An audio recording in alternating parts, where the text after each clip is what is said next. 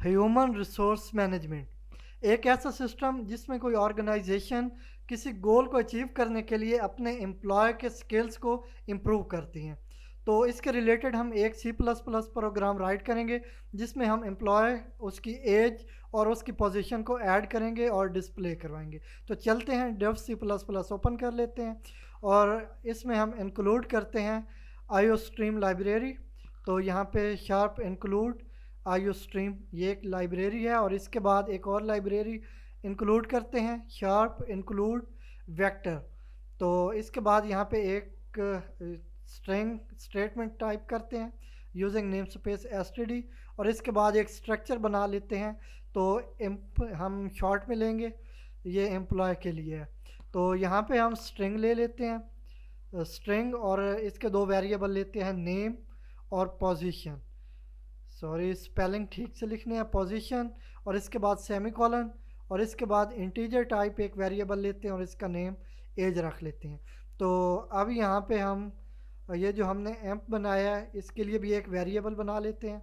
तो यहाँ पे फर्स्ट जो लेटर है उसको हम स्मॉल रख लेते हैं। तो इसके बाद यहाँ पे स्टार्ट करते हैं नेक्स्ट लाइन पे इंट और मेन। यहाँ से मेन का फंक्शन हम स्टार्ट कर रहे हैं और इसकी बॉडी में चलते हैं। तो यहाँ पे हम डू वाइल लूप यूज़ करेंगे। तो डू और यहाँ पे नीचे हम डिफ़ाइन कर लेते हैं वाइल। तो यहाँ पे वाइल मतलब जब तक हमने अपना प्रोग्राम कंटिन्यू रखना है। तो इसके बाद यहाँ पे हम एक स्ट्रिंग शो करेंगे सी आउट और यहाँ पे हम एंटर करते हैं 1 फॉर ऐड एम्प्लॉयज़। तो यहाँ पे हम ये स्ट्रिंग शो करवा देते हैं, इसके बाद एंडल यूज़ कर लेते हैं। नेक्स्ट लाइन पे हम एक स्ट्रिंग और शो करवाते हैं 2 फॉर डिस्प्ले एम्प्लॉयज़। तो ये हम 2 की कमांड को यूज़ करेंगे एम्प्लॉयज़ को डिस्प्ले करने के लिए। इसके बाद एंडल और एक और स्ट्रिंग हम शो करवाएंगे, इसमें हम ऑप्शन देंगे 3 का 3 फॉर एग्जिट फ्रॉम प्रोग्राम। तो प्रोग्राम से एग्जिट करने के लिए 3 की कमांड लेंगे। तो इसके बाद भी हम एंडल यूज़ कर लेते हैं। तो यहाँ पे अब नेक्स्ट चलते हैं सी आउट और एक और स्ट्रिंग हम शो करवाते हैं एंटर चॉइस और इसके सामने हम सी एन और इसमें एक वेरिएबल हमने असाइन करना है। वो सबसे पहले हम वेरिएबल यहाँ पे बना लेते हैं, डिफ़ाइन कर लेते हैं। तो इसको हमने डू की बॉडी से ऊपर ही करना है क्योंकि हमने फिर वाइल में यूज़ करना है। तो इंटीजर टाइप होगा एंड वाइल। तो यहाँ पे मैं असाइन कर देता हूँ सी एन में वैल और यहाँ पे वाइल में हम ये सेट कर देते हैं कि while val is not equal to 3, कि जब तक यूज़र 3 एंटर नहीं करता तब तक हमारा प्रोग्राम चलता रहेगा और जैसे ही 3 एंटर करेगा तो प्रोग्राम से एग्ज़िट कर जाएगा। तो ये हमने यहाँ पे कंडीशन सेट कर ली है और इसके बाद हम स्विच स्टेटमेंट यूज़ करेंगे। इसमें पैरामीटर पास कर देते हैं वैल का और इसकी बॉडी ले लेते हैं। तो इसमें मैं इसकी क्लोजिंग डिफ़ाइन कर देता हूँ कमेंट आउट करके। तो स्विच और इसके बाद यहाँ पे डू, तो ये डू की बॉडी हो गई और इसके ऊपर स्विच की। तो अब चलते हैं यहाँ पे हम केस 1 ले लेते हैं कि अगर यूज़र 1 एंटर करता है तो उस केस में हमें क्या हैंडल करना है। तो यहाँ पे केस 1 कॉलन और इसकी ले लेते हैं बॉडी और ब्रेक इसमें ऑटोमेटिकली आ चुका है। तो इसके बाद यहाँ पे ऐड का एक फंक्शन कॉल कर लेते हैं। तो यहाँ पे ऐड एम्प और ये हम यहाँ पे ऊपर इनिशियलाइज कर लेते हैं इसको। तो यहाँ पे एंड से ऊपर आके मैं इसको यूज़ कर लेता हूँ। तो यहाँ पे मैं डिफ़ाइन कर देता हूँ ऐड एम्प और इसकी पैरेंथेसिस और इसके बाद इसकी बॉडी।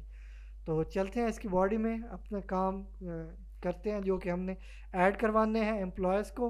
तो यहाँ पे सी आउट स्ट्रिंग शो करवाएंगे एंटर नेम और इसके सामने हम नेम गेट कर लेंगे। तो यहाँ पे हमने सेमीकोलन यूज़ करना है सी एन। तो जो हमने वेरिएबल बनाया है स्ट्रक्चर का वो यूज़ करेंगे और डॉट जो हमारा दूसरा वेरिएबल है स्ट्रिंग टाइप नेम। तो ये हम कर लेंगे स्ट्रक्चर में सेव और इसके बाद यहाँ पे एक और स्ट्रिंग शो करवाएंगे एंटर एज। इसके सामने सेम वे में हम सी एन और यहाँ पे स्ट्रक्चर मतलब एम्प डॉट एज।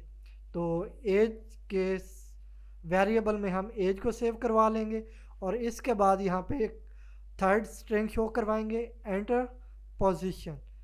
पोजीशन जो भी पोजीशन होगी एम्प्लॉय की वो हम यहाँ पे शो करवा देंगे। तो सॉरी वो गेट कर लेंगे यहाँ पे सी एन एम्प डॉट, ये नीचे हम सेलेक्ट कर लेते हैं नीचे से, तो यहाँ पे एम्प डॉट पोजीशन, यहाँ पे भी सेमी कॉलन। तो ये हमने यहाँ पे कंप्लीट कर लिया। अब हमने ये जो भी वेरिएबल हैं इसमें वैल्यू गेट कर रहे हैं, इसके अकॉर्डिंग हमने मेमोरी भी इनको असाइन करवानी है। तो वो किस तरह करवानी है, उसके लिए हमने यहाँ पे इंक्लूड की है वेक्टर की लाइब्रेरी, इसको यूज़ करेंगे। तो यहाँ पे मैं वेक्टर डिफाइन कर लेता हूँ और इसका एक वेरिएबल भी बना लेते हैं। तो मैं वी ई यूज़ कर लेता हूँ। आप कोई भी नेम रख सकते हैं इस वेरिएबल का, मैंने वी यूज़ किया है और इसको हम असाइन कर देंगे एम्प जो हमारा स्ट्रक्चर नेम है। तो ये हमने इसको इस तरह ग्रेटर देन और लेस देन ब्रैकेट्स में डिफाइन कर दिया। ये जो हमारा स्ट्रक्चर है इसमें जितनी भी वैल्यूज़ आएंगी उसके अकॉर्डिंग ये वेक्टर उनको मेमोरी असाइन कर देगा। तो ये डायनामिकली मेमोरी असाइन होती है, तो इसके लिए हमें ये डिफ़ाइन नहीं करना पड़ता कि कितने हमारे एम्प्लॉय होंगे। तो इसके बाद वी डॉट पुश बैक और इसमें ई एम्प हम पैरामीटर पास कर देंगे। तो यहाँ पे एक स्ट्रिंग शो करवाएंगे एम्प्लॉय एडिड। तो जैसे ही ये असाइन हो जाएगी मेमोरी इस एम्प्लॉय को, तो इसके बाद ये स्ट्रिंग शो होगी एम्प्लॉय एडिड और इसके बाद डबल एंडल, सॉरी ये स्पेलिंग ठीक कर लेते हैं, एंडल। तो ये डबल एंडल यूज़ कर लेते हैं। तो अब इसको हम टेस्ट भी कर लेंगे।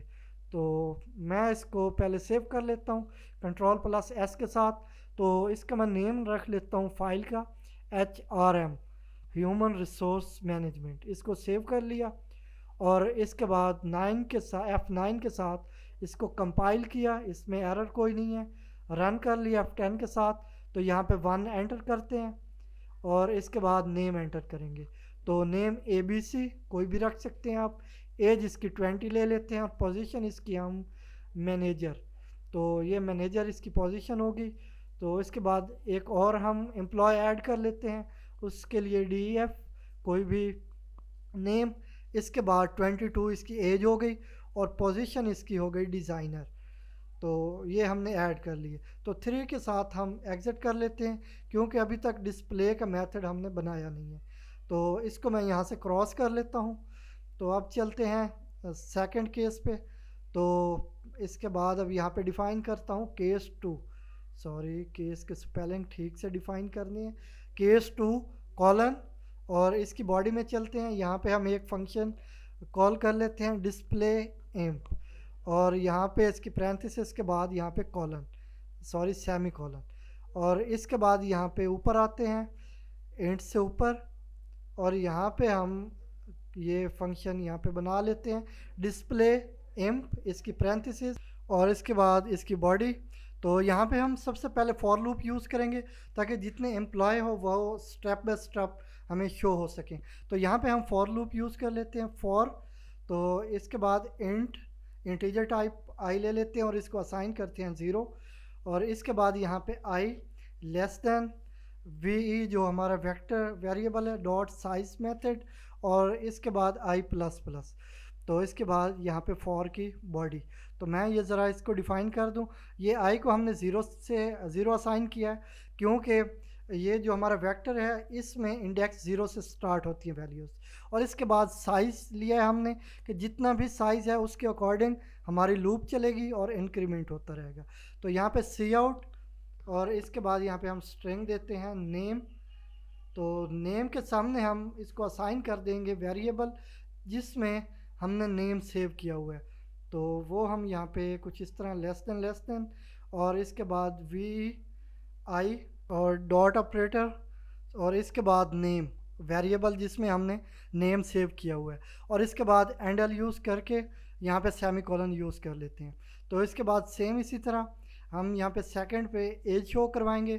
तो सी आउट एज, यहाँ पे कॉलन दे के स्पेस दे देते हैं और इसके सामने हम असाइन कर देंगे एज का वेरिएबल जो कि वेक्टर में है। तो यहाँ पे हम वी आई डॉट एज और इसके बाद एंडल, और सेम इसी तरह हम पोजीशन शो करवा लेंगे। तो यहाँ पे पहले स्ट्रिंग शो करवा लेते हैं, पोजीशन कॉलन स्पेस और इसके बाद लेस देन। तो यहाँ पे फिर वी आई डॉट ऑपरेटर और इसके बाद पोजीशन, तो यहाँ से पोजीशन और यहाँ पे डबल हैंडल यूज़ कर लेंगे ताकि जब एक एम्प्लॉय की इंफॉर्मेशन शो हो जाए इसके बाद एक लाइन का गैप भी हो जाए। तो ये हमने यहाँ पे डिफ़ाइन कर ली हैं। तो अब कुछ इस तरह करते हैं कि यहाँ जो नेम है ना, इसको हम सीरीज़ वाइज चलाएंगे, सीरियल वाइज। तो यहाँ पे i+1 हम कर देते हैं ताकि जो भी इंडेक्स नंबर है उस वो ज़ीरो होगा, तो ये +1 करने से वो 1 से स्टार्ट हो जाएगा। तो ये नेम के सामने 1 2 3 जितने नेम होंगे उनके अकॉर्डिंग 1 2 3 चलता रहेगा। तो ये हमने इस तरह डिफ़ाइन कर लिया। अब चलते हैं बाकी काम भी कंप्लीट कर लेते हैं, फिर हम अपना प्रोग्राम टेस्ट करेंगे। तो यहाँ पे केस 3 ले लेते हैं, इसका कॉलन और इसकी बॉडी। तो यहाँ पे सी आउट और इसमें हम एक स्ट्रिंग शो करवाएंगे एग्जिटिंग प्रोग्राम। तो यहाँ पे हम ये स्ट्रिंग यहाँ पे टाइप कर लेते हैं और इसके बाद हम यहाँ पे यूज़ कर लेंगे एंडल। तो एंडल, और अब चलते हैं नेक्स्ट। तो हम यहाँ पे एक डिफ़ॉल्ट वैल्यू सेट करेंगे। तो उसके लिए चलते हैं एक और यहाँ पे बना लेते हैं केस। तो ये डिफ़ॉल्ट होगा, डिफ़ॉल्ट इसकी बॉडी में चलते हैं और यहाँ पे हम सी आउट स्ट्रिंग शो करवाएंगे।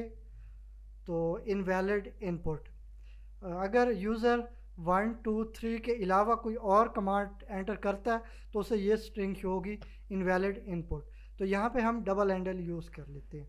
तो अब यहाँ पे एक छोटा सा काम और कर लेते हैं, मेथड यूज़ करेंगे सिस्टम क्लियर स्क्रीन। तो ये जो भी केस शो हो रहा होगा सिर्फ वही शो होगा, उससे प्रीवियस जितनी आउटपुट है वो हाइड हो जाएगी, वो हमें शो नहीं होगी। तो इस तरह समझना इजी होगा। तो यहाँ सब केसेस में मैं यूज़ कर लेता हूँ सिस्टम क्लियर स्क्रीन मेथड, यहाँ 2 पे भी और यहाँ 1 पे भी यूज़ कर लेता हूँ। तो ये हमने तकरीबन अपना प्रोग्राम कंप्लीट कर लिया। अब इसको F11 के साथ हम कंपाइल और रन कर लेते हैं। तो ये कंपाइल होकर रन हो चुका है। अभी यहाँ पे हम 1 एंटर करेंगे और नेम एंटर करेंगे ABC, इसके बाद एज 20, पोजीशन इसकी हो गई मैनेजर। तो ये मैनेजर हो गया और इसके बाद यहाँ पे फिर 1 एंटर करते हैं एक और एम्प्लॉय ऐड करने के लिए। तो यहाँ पे DF, इसकी एज 21, इसकी पोजीशन हो गई डिज़ाइनर और इसके बाद एक और एम्प्लॉय ऐड कर लेते हैं। तो 1 एंटर करेंगे और इसके बाद हम नेम एंटर करेंगे। तो कोई भी रैंडम नेम XYZ और इसके बाद 22 एज, पोजीशन इसकी इंजीनियर। तो ये हमने 3 एम्प्लॉय ऐड कर लिए। 2 के साथ हम डिस्प्ले करवा लेते हैं।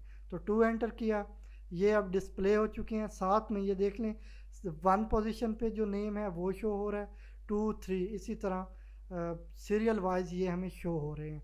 तो हम अब 4 के साथ इनवैलिड इनपुट इसको भी टेस्ट कर लेते हैं और अब 3 एंटर करके हम प्रोग्राम से एग्ज़िट करेंगे। तो 3 एंटर किया तो स्ट्रिंग भी हमें शो हो गई और हम प्रोग्राम से एग्ज़िट कर चुके हैं। तो इस तरह हमने ये एक सिंपल और इजी सा प्रोग्राम राइट किया है। मुझे उम्मीद है कि आपको बहुत अच्छे से समझ आई होगी। तो अगर वीडियो अच्छी लगी हो तो लाइक करें, शेयर करें और हमारे यूट्यूब चैनल MB Academy को सब्सक्राइब करें।